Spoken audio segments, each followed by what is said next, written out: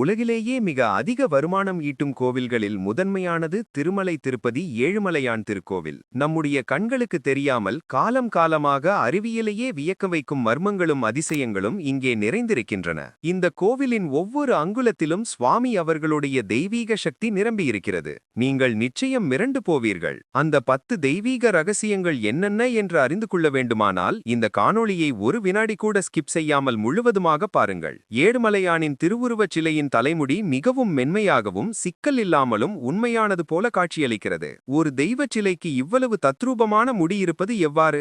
புராணத்தின்படி பெருமாள் அவர்கள் பூலோகத்தில் இருந்தபோது நீலாதேவியார் தமது விலைமதிப்பற்ற தலைமுடியை அவருக்கு அர்ப்பணித்தார். அந்த ஈடு இணையற்ற பக்தியை கௌரவிக்கும் விதமாக இவருடைய திருவுருவச் சிலையின் முடி எப்போதும் ஈரப்பதத்துடன் உண்மையான மனித முடி போலவே இருக்கும் ஒரு அற்புதம் இது. இதை நம்பி தலையை மொட்டையிடும் பக்தர்களுக்கு இவருடைய பரிபூரண அருள் கிடைக்கிறது. திருப்பதி கடலில் இருந்து வெகு தொலைவில் அமைந்திருந்தாலும் கருவறையின் சுவற்றில் காது வைத்து கேட்டால் அலை ஓசை கேட்கும் என்று பலர் கூறுகின்றனர். இது ஏனென்று யாருக்கும் தெரியாது. உலகெங்கிலும் இருந்து பக்தர்கள் வியந்து பார்க்கும் மற்றொரு அற்புதம் இது. மேலும் குளிர்ச்சியான சூழலிலும் கூட திருவுருவச் சிலைக்கு பின்புறம் எப்போதும் வியர்வை போல ஈரப்பதம் இருந்து கொண்டே இருக்கும். இதனாலேயே இவருடைய நகைகள் கூட சில சமயம் வியர்வையில் நனைந்து சூடான நிலையில் காணப்படுவது பக்தர்களுக்கு பெரிய ஆச்சரியமாக இருக்கிறது. பெருமாள் அவர்களுக்கு பூஜைக்கு சாற்றப்படும் பால், தயிர், நெய் மற்றும் மலர்கள் அனைத்தும் ஒரே கிராமத்தில் இருந்து மட்டுமே வருகிறது. அந்த கிராமம் திருமலையில் இருந்து 22 கிலோமீட்டர் தொலைவில் இருந்தாலும் அது பொதுமக்களின் பார்வைக்கு வராமல் அங்கிருக்கும் கிராமவாசிகள் மட்டுமே அணுகக்கூடிய ரகசியமான ஒரு இடம். அங்கிருந்து வரும் பொருட்கள் மட்டுமே சர்வ சாதாரணமாக இவருக்கு படைக்கப்படுகின்றன. இந்த ரகசிய பாரம்பரியம்தான் கோவிலின் புனிதத்தன்மையை காக்கிறது.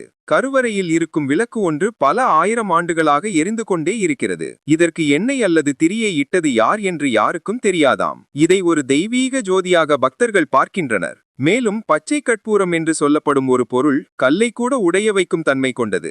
ஆனால் இவருடைய திருவுருவச் சிலையின் மேல் நீண்ட காலமாக பூசப்பட்டிருந்தும் சிலைக்கு எந்த ஒரு பாதிப்பும் இல்லாமல் அப்படியே காட்சியளிக்கிறது. இது சுவாமி அவர்களுடைய சிலைக்கு இருக்கும் அதீத தெய்வீக வலிமையை காட்டுகிறது.